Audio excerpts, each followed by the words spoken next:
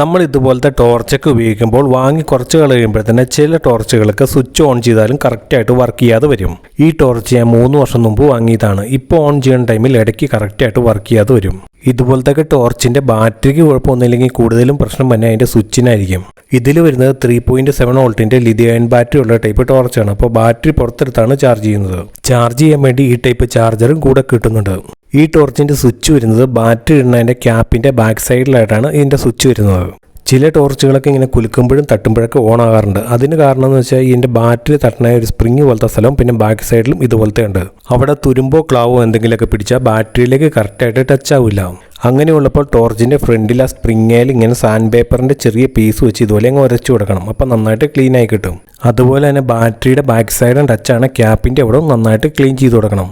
ഈ ടോർച്ചിൻ്റെ സ്വിച്ച് ഇടയ്ക്ക് വർക്ക് ചെയ്യില്ലാതെ വരും. അപ്പോൾ സ്വിച്ച് ഒന്ന് അഴിച്ചു നോക്കിയേക്കാന്ന് ഓർത്തിട്ട് എന്ത് ചെയ്തിട്ട് അത് അഴിഞ്ഞു വരില്ല. ഇതിൻ്റെ സ്വിച്ചിൻ്റെ അവിടെ എങ്ങനെ അഴിക്കാമെന്ന് അറിയണ ആരെങ്കിലും ഒടിയോ ഒന്ന് കമൻറ്റ് ചെയ്യണേ. പിന്നെ ഇതിൻ്റെ സ്വിച്ചിൻ്റെ ഫ്രണ്ടിൽ വരുന്ന ഒരു റബ്ബറിൻ്റെ കവർ പോലെയുണ്ട്, അതങ്ങ് അഴിച്ചെടുത്തു. ഇനി സ്വിച്ചിൻ്റെ ഉള്ളിലേക്ക് ഈ കാണുന്ന കോണ്ടാക്ട് ക്ലീനർ കുറച്ച് സ്പ്രേ ചെയ്യാം. ഈ കോണ്ടാക്ട് ക്ലീനർ ഞാൻ ഫ്ലിപ്കാർട്ടിൽ നിന്ന് 148 രൂപയ്ക്കാണ് വാങ്ങിയത്. ഇത് അത്യാവശ്യം കുഴപ്പമില്ല. ഇങ്ങനെയുള്ള മിക്ക പ്രശ്നങ്ങളും തന്നെ ശരിയാകാറുണ്ട്. ഇത് വാങ്ങാൻ വേണ്ടിയുള്ള ലിങ്ക് ഞാൻ സ്ക്രീനിൽ ടാഗ് ചെയ്തേക്കാം.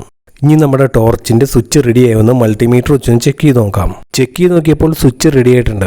ഇനി സ്വിച്ചിൻ്റെ ഫ്രണ്ടിൽ നിന്ന് അഴിച്ചെടുത്ത റബ്ബറിൻ്റെ ആ കവർ പോലത്തെ സാധനവും ഇടാം. അത് അതിൻ്റെ ഉള്ളിലേക്ക് ഫിറ്റ് ചെയ്യാൻ വേണ്ടി ചെറിയ സ്ക്രൂ ഡ്രൈവർ എന്തെങ്കിലും ഉപയോഗിച്ച് പയ്യെ ഉള്ളിലേക്ക് തിക്കി അങ്ങ് വെച്ചാൽ മതി, ഇരുന്നോളും. ഈ കാണുന്ന ബാറ്ററിയാണ് ടോർച്ചിൻ്റെ കൂടെ വാങ്ങിയപ്പോൾ കിട്ടിയത്. ഇങ്ങനെ ബാറ്ററി ഊരിയിട്ടിടാവുന്ന ടോർച്ചിനൊക്കെ 3.7 വോൾട്ടിൻ്റെ ബാറ്ററി ആണെങ്കിൽ ഇതുപോലത്തെ എക്സ്ട്രാ നമുക്ക് ബാറ്ററി വാങ്ങാനും കിട്ടും. അപ്പോൾ നമ്മുടെ ടോർച്ചിൻ്റെ അഴിച്ചെടുത്തതെല്ലാം വീണ്ടും അതിലേക്ക് ഫിറ്റ് ചെയ്യാം. ഈ ടോർച്ചിന് അത്യാവശ്യം നല്ല കിടിലം ബിൽഡ് ക്വാളിറ്റിയാണ്. ഫുൾ മെറ്റൽ ബോഡിയാണ് വരുന്നത്. ഇനി ബാറ്ററി ഇട്ട് മുകളിലത്തെ ക്യാപ്പ് അടിച്ച് നമുക്കൊന്ന് ഓൺ ചെയ്ത് നോക്കാം. നമ്മുടെ ടോർച്ച് ഓൺ ചെയ്തപ്പോൾ അടിപൊളിയായിട്ട് തന്നെ വർക്ക് ചെയ്യുന്നുണ്ട്.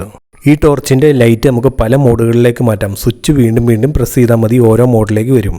അപ്പോൾ ഇതുപോലത്തെ കംപ്ലൈൻറ്റുകളൊക്കെ ടോർച്ചിനുണ്ടെങ്കിൽ ഇങ്ങനെ സിമ്പിളായിട്ട് നമുക്ക് റെഡിയാക്കി എടുക്കാൻ പറ്റും.